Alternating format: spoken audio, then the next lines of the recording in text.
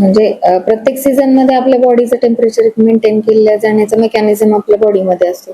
जेव्हा उन्हाळा खूप जास्त होतो तेव्हा आपली ही बॉडीची होमिओस्टॅसिसची सिस्टीम असते ती डिस्टर्ब होते. त्याच्यामुळे आपले ब्रेन, हार्ट, किडनी ह्याच्यावर परिणाम होतात.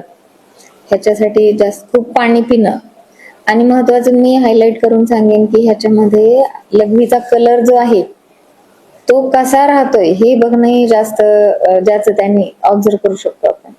आणि डार्क साईडला असेल, येलोइश असेल तर पाण्याचं सेवन जास्त केलं पाहिजे आपण. ह्याच्यामध्ये अजून मांसाहार करणं म्हणजे जास्त प्रोटीनचं वालं जे डाएट आहे ते करू नये. जे ज्युसी फ्रुट्स असतात ते खाल्ले पाहिजेत. आणि महत्वाचं आपण जेव्हा काही अनअवॉइडेबल सिच्युएशन्स मध्ये बाहेर जावं लागते, डोकं कव्हर केलेलं असलं पाहिजे, सनग्लासेस असायला पाहिजेत आणि त्याच्यासोबत कपडे आहे ते डार्क कलरचे घालू नये, सैल कपडे घालावे, हलके कपडे घालावे, ही एक काळजी घेणं महत्वाचं आहे.